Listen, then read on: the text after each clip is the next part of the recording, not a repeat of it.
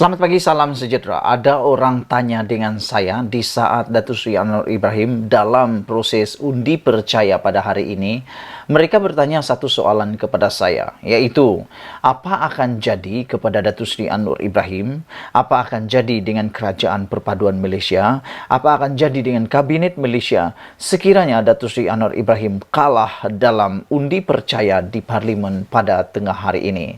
Sebelum kita teruskan, mohon kiranya anda tekan butang subscribe untuk mendapatkan ulasan-ulasan terkini, pendedahan-pendedahan terkini, pencerahan-pencerahan terkini, dan pembongkaran terkini daripada channel saya ini. Baiklah, hari ini saya nak bacakan daripada anda, ikuti dari awal sampai akhir supaya anda dapat jawapan kepada persoalan yang saya bacakan sebentar tadi itu.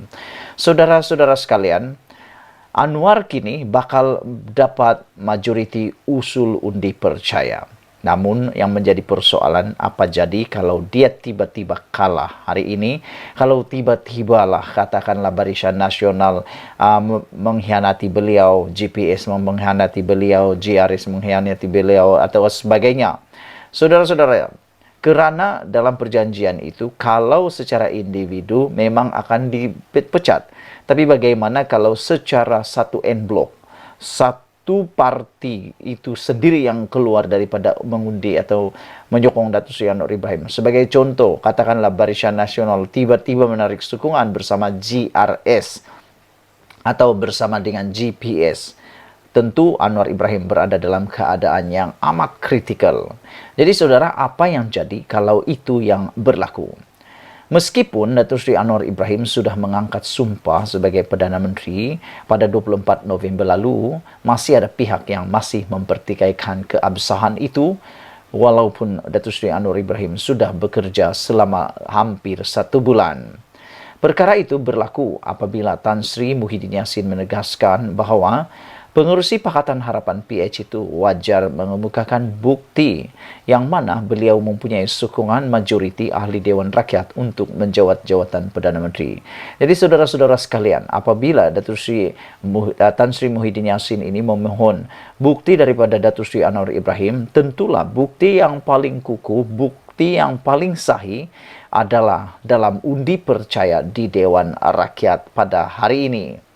Saudara-saudara, Perikatan Nasional PN itu berkata, pengerusi itu berkata, perkara tersebut juga bertujuan meningkatkan keyakinan rakyat terhadap keabsahan Anwar memegang jawatan berkenan. Kita nak tanya kepada Datuk Seri atau Tan Sri Muhyiddin Yassin, sekiranya Datuk Seri Anwar Ibrahim berjaya mendapat 2/3 dalam undi usul percaya di Parlimen, mahukah Tan Sri Muhyiddin Yassin sanggup berletak jawatan kerana apa yang didakwanya itu salah?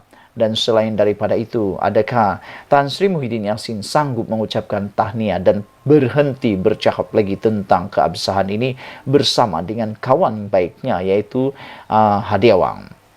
Menyahut cabaran itu, Anwar berkata, usul undi percaya bagi membuktikan keabsahan tersebut akan dibentangkan pada persidangan Dewan Rakyat yang dijadualkan 19 Disember ini, iaitu pada hari ini.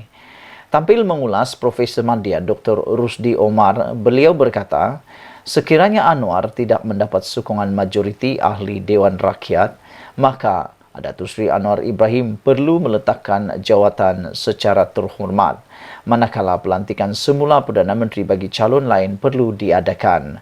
Nah, ini jawapan kepada persoalan netizen kepada saya. Mereka tanya, kalau Datuk Seri Anwar Ibrahim kalah dalam undi percaya di Dewan Rakyat pada hari ini, kalau Datuk Seri Anwar Ibrahim tidak mampu mendapat 112 undi di Dewan Parlimen hari ini, apakah yang berlaku? Jawapannya mudah sahaja, saudara-saudara. Untuk tidak menambahkan kekalutan kekeliruan anda, kita cakap begini saja, Datuk Seri Anwar Ibrahim perlu dan terpaksa letak jawatan mengundur diri wajib kerana beliau sudah tidak mendapat apa-apa lagi sokongan di Dewan Rakyat.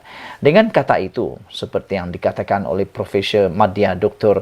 Rusdi Omar ini, beliau mengatakan bahawa secara terhormat Datuk Seri Anwar Ibrahim perlu meletakkan jawatan, dan rentetan daripada itu, apabila Perdana Menteri secara sahnya meletak jawatan, makna kata seluruh kabinet beliau juga akan runtuh dan tumbang. Dengan itu, ada dua perkara yang bakal dibuat. Pertama, perlu ada penggantian Perdana Menteri yang baru.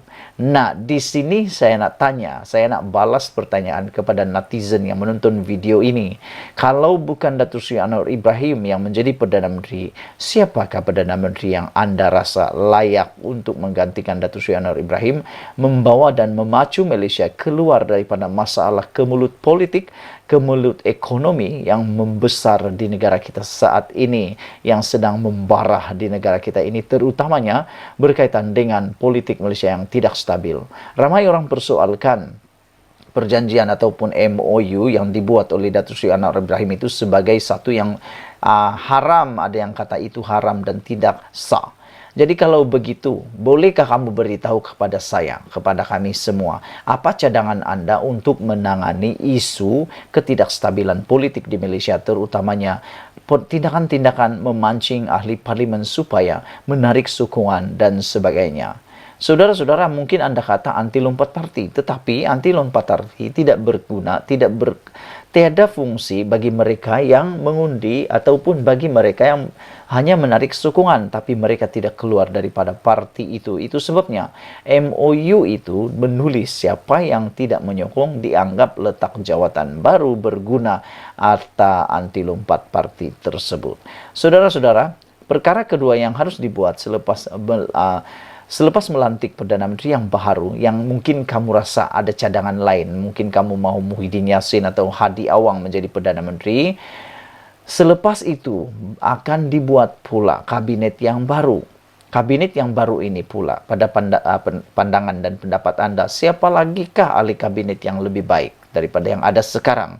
Kerana sama juga ceritanya, kalau Datuk Seri Anwar Ibrahim tumbang, pasti akan ada juga kerajaan perpaduan yang baru, kerana tidak ada satupun parti politik yang mendapat majoriti mudah dalam parlimen. Pasti perlu sokongan, pasti perlu dukungan daripada parti-parti yang lain, terutamanya daripada Blok Borneo dan juga Barisan Nasional. Dengan itu, adakah kabinet yang dibuat nanti bukan kabinet perpaduan? Ataupun sama juga, balik-balik itu juga ceritanya.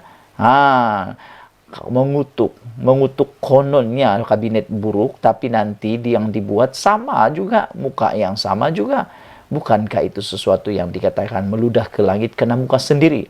Jadi dua perkara ini perlu dibuat kalau Datuk Seri Anwar Ibrahim kalah dalam undi percaya. Pertama, dia letak jawatan. Kedua, kabinetnya akan runtuh.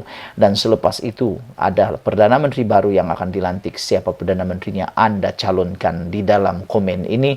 Dan juga kabinet-kabinet perlu dibuat lagi. Dan yang menyedihkan kita ialah semua perkara yang saya sebut sebentar tadi itu mengambil masa paling kurang pun 2 minggu untuk menyelesaikannya.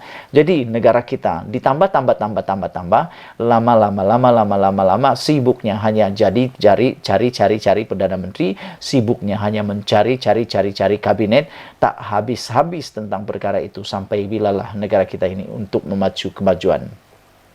Saya harap Datuk Seri Anwar Ibrahim tidak kalah dalam undian percaya ini, dan saya harap dia dapat 2/3 atau paling bagus melebihi 2/3. Sekian dulu untuk kali ini. Jangan lupa tinggalkan komen kamu, tekan butang subscribe. Malaysia kita punya, kita jaga sama-sama, cintai Malaysiaku. Bye-bye.